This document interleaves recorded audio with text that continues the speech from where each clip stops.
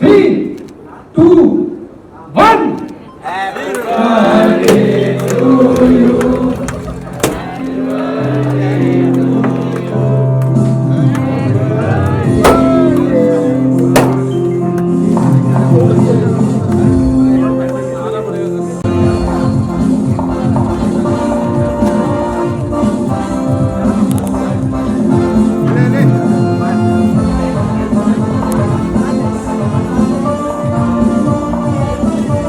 Madam यहाँ पे madam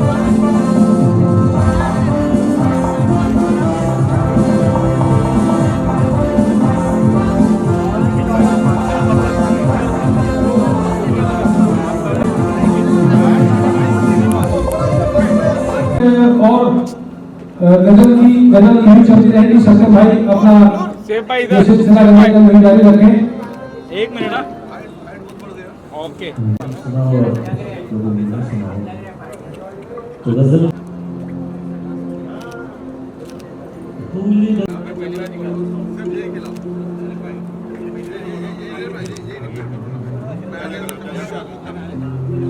जन्मदिन बहुत मुबारक हो। यूं ही जन्मदिन आपका हम हर साल मनाते रहे। आप सभी समाज के बीच में अपनी जगह बनाए और आप आगे बढ़ते रहे। लोग आपसे मोहब्बत करते रहे। समाज में आप अपना बड़ा नाम, बड़ा पद, बड़ा पद आपका हो। एक आओ आइए चलिए। और शंकर जी आप अपनी गजल के कारवा को आगे बढ़ाएं। ये अब सिर्फ गजल होगी, लोग होंगे। अरे सर और एजुकेशन में बहुत बड़ा काम है इनका। सलीम भाई क्या कहना चाहेंगे? मैं कहना चाहूँगा पहली बात तो जी जोर से है ना सारे माइक। मैं आज सलीम भाई के जो साथी हैं, सलीम भाई की कंपनी के जो लोग हैं, सलीम भाई के जो रिश्तेदार हैं, उन्होंने आज सलीम भाई के बर्थडे के मौके पर हम सब लोगों को यहाँ पर मदऊ किया है कि हम उनको बर्थडे की मुबारकबाद दें, उनके अच्छे मुस्तकबिल के लिए, अच्छे फ्यूचर के लिए उनको मुबारकबाद दें और उनके लिए नेक ख्वाहिशात का इज़हार करें। और इसीलिए आज हम तमाम लोग यहाँ जमा हुए थे और केक काटा गया और उसके बाद तमाम लोगों ने खाना खाया। ये भी आप लोगों ने भी खाना खाया होगा और जिन साथियों ने मीडिया के नहीं खाना खाया है वो लोग खाना खा लें। बहुत ही अच्छा खाना है और मिठाइयाँ भी है और आइसक्रीम भी है। सलीम सरंग साहब के बारे में मैं ये कहना चाहूँगा, वो एक बहुत ही फास्ट और बहुत ही इंटेलिजेंट पॉलिटिकल और सोशल एक्टिविस्ट है। पॉलिटिकल तो वो है ही, लेकिन वो सोशल एक्टिविस्ट भी हैं। उन्होंने बहुत कम टाइम में बहुत अच्छा समाज का काम किया है और आज वो एनसीपी अजीत दादा पवार के गुट के उनका शुमार जो है अच्छे मुस्लिम नेताओं में होता है। हम लोग उनके लिए नेक ख्वाहिशात का इज़हार करते हैं। मैं तो ये कहूँगा, मैंने सलीम भाई को जब मैंने केक खिला रहा था मैं उनको, तो मैंने ये कहा कि सलीम भाई हम लोग ये चाहते हैं कि बहुत जल्द आप एमएलए बन जाए, एमएलए नहीं एमएलसी बन जाए। एमएलए तो का इलेक्शन तो अभी 5 साल के बाद होगा। ये मेरी तरफ से मैंने उनको दुआएं दी हैं। और यहाँ पर हमारे साथ में जो हैं दिलावर चौगले साहब हैं और दूसरे एक जो व्यक्ति हैं, आपका थोड़ा सा ये इनके इनका नाम बताओ, इनको नाम बताओ। शहाबुद्दीन चौधरी साहब हैं। उनके साहबजादे अभी लास्ट ईयर सिविल सर्विसेज में कामयाब हुए हैं, वो भी यहाँ पर हैं, वो अभी खाना खा रहे हैं। 2 मिनट बाद उनको भी बुलाते हैं, तो उनसे भी आप लोग 2 मिनट बात कीजिए। मैं फिर एक बार सलीम सरंग साहब को मुबारकबाद देता हूँ उनकी बर्थडे पर। उनका कितना बर्थडे है मैंने नहीं पूछा और पूछना भी नहीं चाहिए। और आप लोग तमाम लोग आए, मीडिया के तमाम साथियों का, चूँकि मेरा भी कहीं ना कहीं ताल्लुक़ मीडिया से रहा है, तो मैं कहीं अखबारों में लिखता हूँ, उर्दू अखबारों में, पहले 2-3 अंग्रेज़ी अखबारों में भी लिखता रहा हूँ। आप लोगों का बहुत बहुत शुक्रिया। मैं अब दिलावर भाई से क्या कहना चाहिए? आज मुंबई शहर के कद्दावर लीडर अजीत पवार गुट के महाराष्ट्र के उपाध्यक्ष हमारे लोकप्रिय सलीम सारंग साहब मेरे प्रिय मित्र भी है, मेरे छोटे भाई भी है और उन्होंने आज उनका सालगिरह है, उनको बहुत बहुत मुबारकबाद देता हूँ। एक महाराष्ट्र शहर में अभी 2 धमाके हुए। एक धमाका तो जो हमारी गवर्नमेंट आई है अभी महायुति की, दूसरा धमाका जो है अभी थोड़े दिन में होने वाला है, जो सलीम सारंग साहब को बहुत अच्छी पोस्ट के लिए हम लोग पूरा कोशिश करेंगे, जद्दोजहद करेंगे पूरे महाराष्ट्र लेवल पे। पूरे मुंबई लेवल पे हम लोग इनके साथ में खड़े हैं। और सलीम सारंग साहब, मैं बीजेपी से हूँ, सलीम सारंग साहब अजीत पवार गुट से है, तो हम लोग मिल के महाराष्ट्र के जनता की सेवा करेंगे। फिर एक बार मैं तहे दिल से चौगुले फैमिली की तरफ से, बीजेपी परिवार की तरफ से, मेरे दोस्त अहबाब की तरफ से सलीम सारंग साहब को बहुत बहुत मुबारकबाद देता हूँ। और कुछ पूछना चाहते पूछो। आप मुबारकबाद दीजिए ना। होने दे भाई। सर आपने पॉलिटिकल बोला, बट वो समाज का कार्य में जो है, समाज से वो बहुत निचले स्तर तक जा करके करते हैं, एक एक लोगों का वो ध्यान रखते हैं। और कोरोना काल में भी उन्होंने बहुत ऐसे काम किए जिसकी तारीफ अपन नहीं कर सकते। आपके सवाल का मैं जवाब जरूर दूंगा, क्योंकि हम लोग अभी 15 दिन पहला परभनी साथ में गए थे। कंटिन्यू हमारे एक कॉलेज का भूमि पूजन था, बहुत बड़ा कॉलेज का हुआ भूमि पूजन, सलीम सारंग साहब के हाथों से हुआ। और वहाँ से उनको कम से कम मेरे सामने 100 कॉल आए लोगों के भीड़ से कि साहब आपको हमारे यहाँ भीड़ में आना है। तो इनके लोकप्रियता बहुत अच्छी लोकप्रियता है, बहुत अच्छा समाज का काम भी करते हैं, बहुत अच्छा पार्टी का काम भी करते हैं और सारे गरीब से गरीब लोगों को लेके आप चलते हैं। उनके मन में जरा भी घमंड नहीं है। अपनी समाज सेवा के सब जमीन से जुड़े हुए नेता है। फास्ट राजनीति में आगे बढ़े हैं ना। जमीन से या इंटरव्यू दिया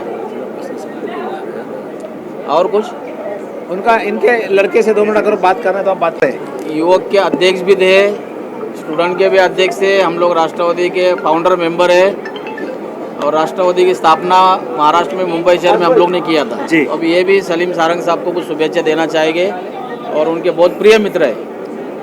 नमस्ते सबको, मैं मनोज व्यवहारे, राष्ट्रवादी कांग्रेस पार्टी असंगठित कामगार विभाग का महाराष्ट्र प्रदेश अध्यक्ष हूँ।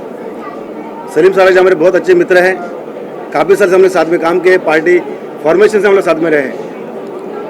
मैं एक चाहता हूँ कि जो काम करेला बनता है, जो काम करे नेक दिल बनता है, उसको खुदा भी नवाजता है। तो ऐसे हमारे सलीम भाई को मेरी तरफ से, मेरी पूरे परिवार की तरफ से, हमारी राष्ट्रवादी कांग्रेस पार्टी की तरफ से, असंगठित कामगार विभाग की तरफ से, मेरे जितने संगठन है उनकी तरफ से जन्मदिन की बहुत बहुत शुभकामनाएं। आप जियो हज़ारों साल के दिनों में 50,000 और उनको सामाजिक कार्य करने के लिए ऊपर वाला ऐसी ताकत दे। जय भारत। बैकवर्ड क्लास का इलाका है, वहाँ से एक बच्चा IAS वो आपके सामने बैठा, वो आपके बारे में आपको कुछ बताना चाहते हैं। मेरा नाम शफीउद्दीन सिद्दीकी है। मेरा ऑल इंडिया रैंक 70 है 2024 में IAS एग्ज़ामिनेशन में, जो UPSC कंडक्ट करवाता है। ये मैं रहने वाला गोवंडी का हूँ। मेरी स्कूलिंग जो है, जो 1st स्टैंडर्ड से लेकर 10th तक का स्कूलिंग होती है, वो गोवंडी से हुई है। मैंने जूनियर कॉलेज भी वहीं रह के पढ़ाई की है। स्वामी विवेकानंद से मैंने जूनियर कॉलेज किया है। फिर मैंने इंजीनियरिंग की है, सिविल इंजीनियरिंग की है, गोवंडी से हुई है, वहाँ पे रह के मैंने पढ़ाई की है। और जो मैंने इंजीनियरिंग की है, सिविल इंजीनियरिंग की है साबू सिद्दीक से, वो भी मैं गोवंडी से रह के किया हूँ। तो जब मैं पढ़ाई करता था तो बहुत सारी प्रॉब्लम्स आती थी, बहुत सारी चीज़ें होती थी, छोटा घर रहता था, लेकिन उसके बावजूद भी मतलब मेरा एक गोल था कि इंजीनियरिंग सर्विस एग्ज़ाम देना है, UPSC का एग्ज़ाम देना है। तो उसको अचीव करने के लिए मुझे ये डायरेक्ट नहीं मिल गया। उससे पहले ये एग्ज़ाम देते हुए मैं दिल्ली में 1 साल रहा। 2018 में मैंने वहाँ पे 1 साल पूरा रह के प्रिपरेशन की। तो मेरा फर्स्ट अटैम्प्ट में नहीं हुआ था, लेकिन मैं बाकी एग्ज़ाम भी देता था। तो मैं रेलवे में एज अ सेक्शन इंजीनियर लग गया था। वहाँ पे मैंने UPSC का एग्ज़ाम देते हुए मेरा फर्स्ट अटैम्प्ट में नहीं हुआ, तो मैं रेलवे में लग गया। वहाँ पे मैंने 3 साल काम किया। फिर तभी भी मैं UPSC का एग्ज़ाम छोड़ा नहीं था, फिर मैंने दिया, फिर मैं इंटरव्यू तक पहुँचा, लेकिन फाइनली नहीं हुआ था मेरा 2020 में। फिर मैंने MPSC का एग्ज़ाम होता है, महाराष्ट्र पब्लिक सर्विस कमीशन का, वो एग्ज़ाम दे के मैं क्लास 1 ऑफिसर बना। फिर भी मुझे मतलब मेरा गोल था कि मैं UPSC क्रैक करूँ। फिर मैंने 2023 में दिया तो मेरी 126 रैंक आई 2023 में UPSC में, और फिर मैं 24 में दिया, फिर मेरी 70 रैंक आई 24 में। तो कंटिन्यू जो मुझे डिपार्टमेंट चाहिए था, जो मुझे चीज़ चाहिए थी, वो फाइनली मैंने अचीव कर ली। तो ये मेरी देना चाहेंगे, क्योंकि आप बहुत जो है एक जी उन्हीं को लोग बदनाम करते हैं, लेकिन आप वहीं से एक हीरा बन के निकले हैं। इसका जो श्रेय है पूरा, ये तो मेरे पेरेंट्स को और जो मेरे टीचर हैं, मेरे दोस्त हैं, उनका बहुत ज़्यादा सपोर्ट रहा है पूरी जर्नी में। 1-2 साल की तो जर्नी रही नहीं है, ये 4-5 साल की जर्नी थी। तो उसमें जो वालिदैन है, इनका बहुत सपोर्ट रहा, टीचरों का, दोस्तों का सपोर्ट था इसके अंदर, और NGOs थे, उनका सपोर्ट था। फाइनेंशियली इतना वो नहीं थी कंडीशन उतनी सही नहीं थी, तो बहुत सारे लोगों का सपोर्ट था इसमें।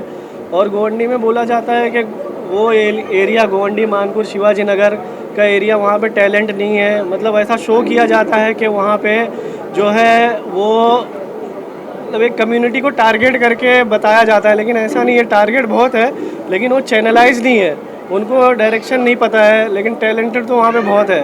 वहाँ के जो बच्चे हैं उनमें जो डेयरिंग है वो बाकी लोगों में नहीं है। वहाँ जो रिस्क लेने की एबिलिटी है, वहाँ के जो लड़के हैं या लड़कियाँ अभी तो पढ़ भी रहे हैं, अभी लड़कियाँ बहुत अच्छा पढ़ रही हैं वहाँ पे, बच्चे भी पढ़ रहे हैं, तो वहाँ पे एबिलिटी है, सब कुछ कर सकते हो। बस उनको थोड़ा एक मोटिवेट किया जाए और एक डायरेक्शन दिया जाए तो रिजल्ट वहाँ से भी आएगा। जैसे बाकी जगह से आता है वैसे वहाँ से भी आएगा। कोई डिफरेंस नहीं है बाकी बच्चों में और वहाँ के बच्चों में। सर अभी IAS, IPS, IRS कहाँ ज्वाइन हो गए? अभी मेरी ट्रेनिंग चल रही है, फिर ट्रेनिंग के बाद डिसाइड होता है। सर गोवंडी का जो यंग लड़का है जो पढ़ाई कर रहे हैं उनको किस तरह से आप मार्गदर्शन करना चाहेंगे, क्या संदेश देना चाहेंगे? मैं जितने भी बच्चे हैं, बच्चियां हैं गोवंडी के, जो भी स्टूडेंट है अभी पढ़ रहे हैं, उनको मैं बोलूँगा एक अपना आप गोल सेट कीजिए कि जो क्या करना है। गवर्नमेंट की तरफ आप अपना वो करो, रुझान गवर्नमेंट इसकी तरफ, सर्विस की तरफ लो कि गवर्नमेंट में स्कोप बहुत ज़्यादा बढ़ जाता है। प्राइवेट तो आप जॉब कर ही सकते हो, लेकिन गवर्नमेंट पे आके आपके पास बहुत ज़्यादा पावर आ जाती है, बहुत ज़्यादा लोगों के लिए कुछ कर सकते हो आप। तो ये थोड़ा ये सोच इस तरह इस डायरेक्शन में सोचना पड़ेगा कि लोगों के लिए कुछ किया जा सकता है इसमें। तो गवर्नमेंट जॉब की तरफ या गवर्नमेंट सर्विस की तरफ में जो हमारे यंग हैं स्टूडेंट्स, उनको मोटिवेट करूँगा कि इसको शिफ्ट करो, प्राइवेट से गवर्नमेंट सर्विस की तरफ शिफ्ट करो। अभी आप जो है गोवंडी इलाके से आप आते हैं जो काफ़ी पसमानदा है, बैकवर्ड समझा जाता है, ऐसे जगह से आप IAS बने, तो ऐसी सूरत में वो जो मसाइल आपको पता है उन मसाइल को हल करने के लिए आप क्या नई चीज़ लेकर आए? देखिए मसाइल तो सबसे बड़ा यही है, वहाँ का इन्वायरमेंट थोड़ा एजुकेशन वाला नहीं है। तो लोगों को अगर अच्छे से गाइडेंस दी जाए, और लोग कर ही रहे हैं वहाँ पे, जो लोकल लोग हैं वो मिलके, अभी तो चेंजेस आ रहा है धीरे धीरे। तो गाइडेंस अगर अच्छे से स्टूडेंट को दिया जाए तो कर लेंगे वो भी। इतना सर कितना चैलेंजिंग रहा है आपके जीवन में वहाँ पर गोवंडी में? चैलेंजिंग तो बहुत रहा, लेकिन मैं कंटिन्यू लगा रहा उसके पीछे। एक चीज़ मिली तो उसको पकड़ के उसमें रह के, रेलवे में रह के फिर मैंने तैयारी की, फिर मैंने महाराष्ट्र पब्लिक सर्विस कमीशन का एग्ज़ाम दिया, उसमें रह के तैयारी की। तो एक लंबी जर्नी है, बहुत चैलेंजिंग था, लेकिन इसको अचीव करना बहुत मुश्किल नहीं था। पढ़ाई कितने घंटे की होती थी?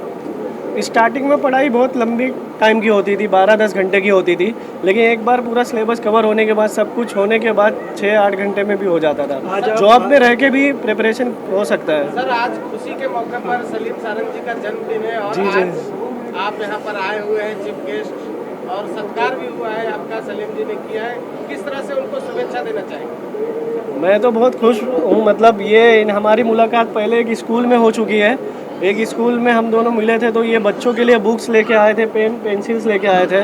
तो ये देख के मुझे बहुत अच्छा लगा कि मतलब एक किसी को बुलाया गया है, तो लोगों को मेरे ख्याल से 400 बुक्स लेके आए थे आप, तो सबका डिस्ट्रीब्यूशन करवा मेरे हाथों से हुआ था वहाँ पर डिस्ट्रीब्यूशन। तो ऐसे मुझे लगता है कि ऐसा इनिशिएटिव ले रहे हैं। ये गोवंडी की बात कर रहा हूँ, हमारी मुलाकात गोवंडी में हुई थी, उसके बाद अब हो रही है। तो ये जो ऐसे छोटे छोटे इनिशिएटिव लेंगे, ग्राउंड पे कुछ काम करेंगे बच्चों के बीच में, तो बहुत अच्छा है। और मैं बहुत बहुत बधाई देना चाहता हूँ आपको ये जन्मदिन के मौके पर, बहुत अच्छा लगा क्या कहना मुझे। चाहेंगे? सर का ले लो जो है आज यहाँ पे आपको बधाई देने के लिए पहुँचा, किस तरह से लोगों का प्यार झलक रहा है आपके ऊपर? अभी लोगों का प्यार तो मैं आपको बताऊं कि ये लोगों के बोलने पे ये जन्मदिन सेलिब्रेट किया। मेरा कोई प्लान नहीं था आज से 2 दिन पहले कि मैं ये सेलिब्रेट करूं। मेरे जो लोग थे, चाहने वाले लोग पूरे महाराष्ट्र से, उनका प्रेशर बना कि नहीं, यही वजह से हम आपसे मिल सकेंगे, आपके ये गेट टुगेदर होगा। उस वही रीज़न की वजह से मैंने ये बर्थडे सेलिब्रेशन रखा। और आप देखेंगे कि यहाँ पर लोग बीड़, हिंगोली, महाराष्ट्र के हर कोने से लोग आए, सोलापुर, और चाहने वाले लोग हर कोने से यहाँ पहुँचे। और रही बात इनकी सर की, ये IAS बने, तो मैं इनके लिए बताऊँ कि हमारा मिशन ही एजुकेशन का है। मैं आपको बताऊँ, मैंने एक मुहिम छेड़ा हुआ है कि गवर्नमेंट की पॉलिसी है, एक ऐसी पॉलिसी है जो स्लम के लिए फिट नहीं बैठती हो। 20 लाख रुपया डिपॉजिट देना, एक एरिया, स्पेसिफिक एरिया है, और रीच एरिया के लिए जो एक हाई क्लास एरिया है उनके लिए वो ठीक बनती है, और हाई क्लास एजुकेशन के लिए ठीक बनती है। स्लम के लिए वो पॉलिसी नहीं बनती है। तो इलेक्शन से पहले हमने एजुकेशन मिनिस्टर से भी बात की थी कि स्लम की जो स्कूल है उनमें पॉलिसी में रियायत दिया जाए और ऐसी रियायत दिया जाए कि स्लम के स्कूल को स्लम रिवैलिडेशन जिस तरीके से हम कंस्ट्रक्शन में लाते हैं वैसे एजुकेशन में भी लाइए, वो पॉलिसी लाइए। तो उस पर अभी आने वाले वक्त पे हम काम करेंगे और जितनी स्लम की स्कूल है उसको हम प्रमोट करने जा रहे हैं। अभी एमएलसी देखा जा रहा है, हम अब एमएलसी देखना चाह रहे हैं। इससे ऊपर मैं नहीं देख रही इससे हूँ, ऊपर आपके लोग देख रहे हैं। नहीं, लोगों का तो प्यार है, वो देखेंगे, वो एमएलए भी देखेंगे, आमदार भी देखेंगे। मैं चाहता हूं कि लोग मुझे समाज सेवक के नज़र से देखें। मैं समाज सेवक हूं, मैं लोगों का सेवा करने आया हूं, उसमें जात धर्म नहीं देख रहा हूं। मुझे सबसे बड़ी तकलीफ जो है वो एक जात धर्म की पॉलिटिक्स। मैं चाहता हूं कि हिंदुस्तान में और हमारे महाराष्ट्र में और गोवंडी जैसे स्पेसिफिक एरिया में यहाँ एजुकेशन की पॉलिटिक्स होनी चाहिए। कौन सा लीडर कितनी एजुकेशन को अपग्रेडेशन करता है उस पॉलिटिक्स पे बात होनी चाहिए। अगर सालों साल से एक ही आमदार और एक ही खासदार एक ही एरिया में आता है और वहाँ की अपलिफ्टमेंट एजुकेशन पे नहीं होती है तो फेलियर उस एमएलए की है, उस कॉरपोरेटर की है, उस खासदार की है। तो जो भी खासदार, जो भी आमदार आता है उसको ये देखना होगा कि मेरे एरिया का मैं स्लम इसको एजुकेशन रिवैलिडेशन करता हूँ कि नहीं, मैं एजुकेशन में चेंजेस लाता हूँ कि नहीं। तो एजुकेशन इज़ वेरी इंपॉर्टेंट। आज वालिदा आपके साथ में थी, वालिदा ने दुआ से नवाजा, तो और एक मोमेंट पे आप काफ़ी एक इमोशनल भी हो गए थे, क्या बात? नहीं, देखिए, वालदा का जो सर पे हाथ होना वो अपने आप में एक इमोशनल की बात है, क्योंकि आज हम जो तरक्की कर रहे हैं वो हमारे माँ बाप की दुआओं से ही कर रहे हैं। और मैं पॉलिटिक्स हों या कोई भी सेगमेंट में हो, हर कहीं ना कहीं एक फेलियर होती है। जैसे साहब ने भी बोले, मेरे माँ बाप की सपोर्ट की वजह से यहाँ पहुँचा हूँ। और मैं भी यही कह रहा हूँ कि अगर हमारे माँ बाप हमको, मेरी वालदा जो अगर मुझे सपोर्ट नहीं करती तो मैं आज समाज सेवा नहीं कर सकता था। आज हमारे घर वालों के बीच में हम रह नहीं पाते, हमको पूरे महाराष्ट्र का दौरा करना पड़ता है, घर से काफ़ी दूर होना पड़ता है। तो वो एक होम सपोर्ट सिस्टम हमेशा से स्ट्रांग होना चाहिए। इसलिए मैं भावुक हो गया। और मैं ये बताना चाहूँ कि मेरी वालदा ने मेरे लिए सबसे बेस्ट गिफ्ट दिया। कल उन्होंने, आज इंस्टाग्राम के ज़माने पे उन्होंने मेरे लिए कल रील बनाया, मेरे बचपन की फ़ोटोग्राफ्स लेके उन्होंने जो रील बनाया, that was the best gift to me. आज नौजवान जो है, नई जो जनरेशन है, बच्चे, उनके लिए आप क्या मतलब एक पैगाम देना चाहेंगे? नहीं, नौजवानों को मैं यही कहना चाहूँगा कि सबसे पहली बात ये जो कि हमको रिवर्स जाना होगा, मोबाइल को छोड़ना होगा, किताबों को अपनाना होगा। जब तक ये मोबाइल रहेगी तो हम पीछे की तरफ जा रहे हैं। आज छोटा बच्चा होता है, माँ उसको चुप बिठाने के लिए मोबाइल हाथ में दे देती है। तो पेरेंटिंग भी, जो माँ बाप भी जो होते हैं अपने बच्चों को, वो ही गलत शुरुआत से एजुकेशन रॉन्ग दे रहे। तो बुक्स हाथ में देना चाहिए। रही बात गोवंडी की, तो गोवंडी हो या कोई और लोकेशन हो, कोई और एरिया हो, एरिया से मत नापो। आप कोई भी सोसाइटी को एरिया से मत नापो, मजहब से मत नापो। ये देखेंगे कहाँ कई बार हमने ये सुना है कि कीचड़ में ही कमल खिलता है, फूल खिलता है। तो हमेशा से गोवंडी जैसे इलाके में काफ़ी पोटेंशियल छुपा हुआ है और हमको ढूंढना होगा, वो एक लीडरशिप को ढूंढना होगा। यही इंटरेस्ट था, वो जो किताबें लेके गई थी, मेरा भी यही मानना है, इनमें से कोई एक आईएएस बनेगा जरूर, एक आईपीएस जो बनेगा जरूर। हमारा भी ये इंटेंशन है कि गोवंडी जैसे इलाकों से हम आईएएस और आईपीएस क्रिएट करें। आप स्टार प्रचारक थे अजीत दादा पार्टी राष्ट्रवादी से, आपने बहुत मेहनत की कन्विंसिंग के लिए, तो कोई पदवी मिलेगी आपको, उसका कोई फल? नहीं, ये तो पॉलिटिकल आप बात कर रहे हो। खैर, स्टार प्रचारक तो था मैं राष्ट्रवादी कांग्रेस पार्टी से। माइनॉरिटीज की नुमाइंदगी करते हैं, माइनॉरिटीज का कुछ लाभ हो जाएगा? नहीं, मैं देखिए, मैं कोई पॉलिटिकल पार्टी से तो मैं रिप्रेजेंट करता हूँ, लेकिन मैं एक मजहब और एक सोसाइटी को रिप्रेजेंट करता हूँ। मैंने कहा कि मैं गरीबी को रिप्रेजेंट करता हूँ, मैं एजुकेशन को रिप्रेजेंट करता हूँ। आईओटी से गरीबों के लिए आप क्या करवा पाए? मैंने कहा ना पहले, एजुकेशन सिस्टम जो है इस पे ही सबसे पहला वर्क है हमारा, कि एजुकेशन की पॉलिसी को हम किस तरीके से स्लम के फेवर में लेके आए। ये सबसे बड़ा मेरी इनपुट रहेगी, इसमें हम सारा जल्दी ध्यान देंगे। मुस्लिम रिजर्वेशन का मामला आपकी तरफ से चला था, आपने बहुत कोशिश की, वो मामला कहाँ तक पहुँचा? सही सरकार में उसका फॉलोअप होगा? अभी इसको आप पूरी तरह से पॉलिटिकल लेके जा रहे हैं, ये पॉलिटिकल माहौल नहीं है, अभी ये बोलना भी ठीक नहीं है।